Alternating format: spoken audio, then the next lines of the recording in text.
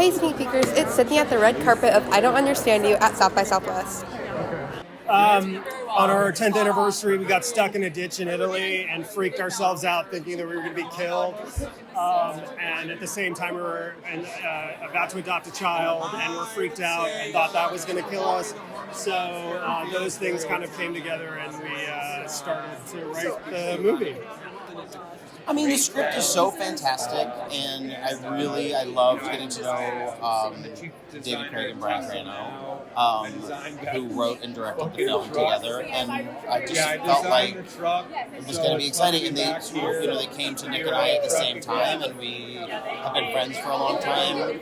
Before Big Mouth, even we knew each other, and we were friends, and I just thought, how fun would that be to get to go to Italy with Nick? Oh, it's so fun! It's the idea of being able to kind of be able to bend genre like this and play a lot of different levels is to me always super gratifying, because you're getting to hit jokes and also do all these other kinds of things of some stunts and some thriller stuff, and to me, my goal, my hope is that I get to keep doing different kinds of things, and I like to. I think as an actor, a writer, performer, producer, the goal for me is always to do something I haven't really done before, and so this particular film allowed me to do that. I think especially as if you're in college or you're trying to figure out how you want to do the things you do.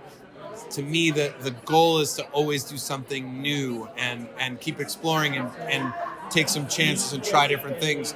That way, whatever you're doing feels new and exciting, and it never gets old. I mean, I truthfully think maybe one of the biggest challenges was the language barrier and shooting a movie in a place we had never shot before, and acclimating to that. And I think kind of a mantra we took upon ourselves is to be the stupidest person in the room, and just allow that to be how we, approached movie making.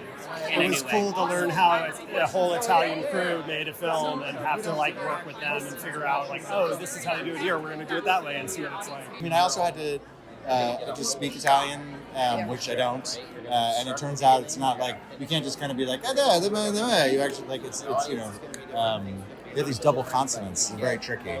I don't know if you speak Italian, but it is very hard.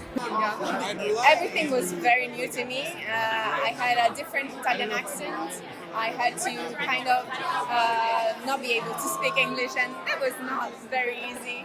And I had some stunt scenes and some new things. I had to scream, and it's a first time for me. So everything was very new and very funny and very challenging, but also inspiring.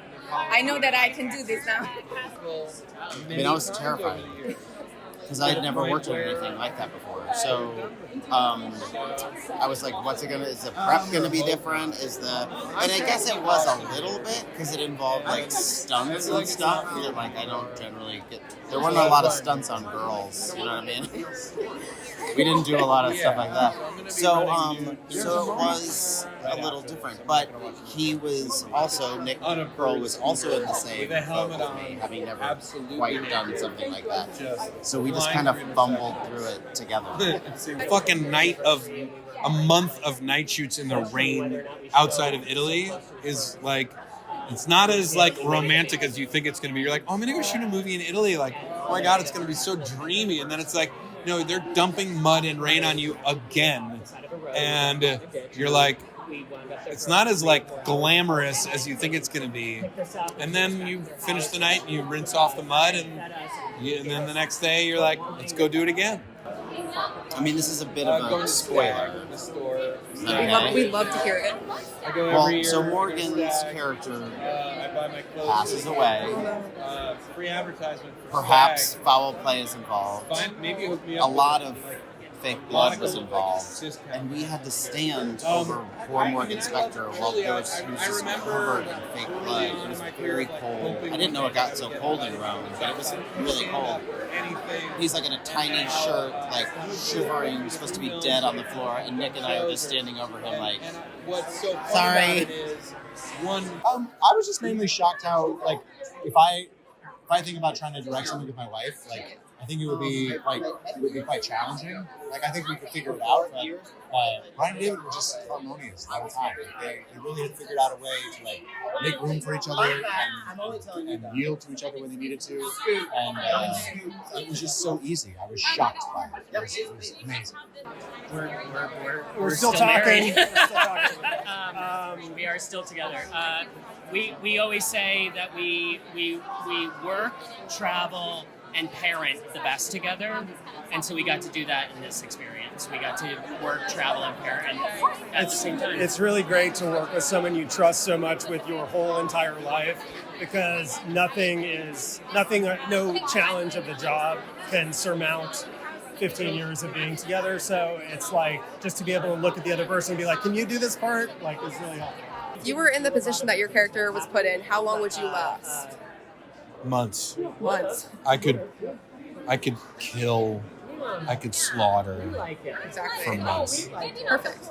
Okay. And do you have any advice for students? Kill and slaughter for your dreams. No, my advice is find people you like working with. I met a lot of the people that I worked with in college. The most important thing you can do is find people you like working with, and because what this journey as a performer and a writer and producer is a hard one, and the way it is easier is when you find people that you like and maybe you won't work with them for the rest of your life, but sometimes you will, and you need a community around you. Even if you're an individual inside of it, you need a community, because you need people to act in your things, to shoot your things, to write your things, to produce your things, and you need that community. You need the people to walk through this like bizarre journey with you. It's the only way that like you'll find one, the people to collaborate with, and also the people that will lift you up when things are hard, and that will bring you along with them, that you can bring along with you. It's the most important thing. So if you find people you like, start making stuff with them now, and keep making things. Keep making things, and keep making things with people that you meet and respect, because that will make your journey so much easier. I guess the thing that I have observed in the world of film is that if you actually really care about film, like if you really know it and you watch a ton of film, and you have really like made a study of the art form, and then you find yourself on a film set, I think it's clear who really gives a shit and who doesn't. And if you do really care and you're willing to like do the awful job that is PAing for a certain amount of time, like you can work your way up the ranks. But I think you need to know where you want to land. You need to know like what part of the business you actually want to be in. Because sometimes working your way up the set hierarchy isn't actually going to get you where you want to go if you want to be, I don't know, if you want to act. That's how it works. You have to believe it yourself first. Yeah. You have to understand that the work of acting is most of the time waiting. I'm responsible. Waiting and doing self-tapes and auditions, and maybe not having answers about that, but maybe one day, if you wait, if you get the right philosophy to get in the mood, then everything will happen. You have to believe it yourself first. Yeah, find the best producer you can and never let them go. Just hold on to them and only work with people you trust. And just do your best. Write something that feels true to you and explore it to the maximal level. It's going to be a 3-year experience at the minimum. And that is such a small part of life and such a large part of your life in general that it's like just enjoy it. Like, it can't be hard work. It has to be fun at least most of the time. I mean, my go-to that I wish someone would have told me was really keep your eyes on your own paper and don't measure your own success by what people are doing around you. Because I wasted a lot of time in my early 20s being really jealous of people and being like, why the fuck am I not doing that?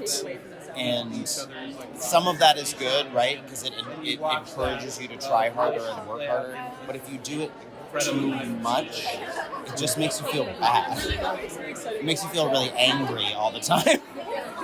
And I was that guy for a while. And then I finally realized I was like, I don't need to compete with anybody but myself. And that freed me up a lot. So I guess that's it. Well, thank you so much. Of course. Congratulations. Thank you, man. Oh, and don't try to highlight your own hair. I've been there. Hook 'em horns. I mean, I feel like really, if you can get McConaughey, like that's the real one. And he probably is already doing it for you. But if you can't get McConaughey, take me. Thank you so much. Hook 'em horns. Congratulations. Wait, I didn't bend. I can't really bend this. This pinky doesn't bend well, so it's more devil. Perfect. Thank you guys so much for watching. If you like this video, don't forget to subscribe or watch any of these videos right here.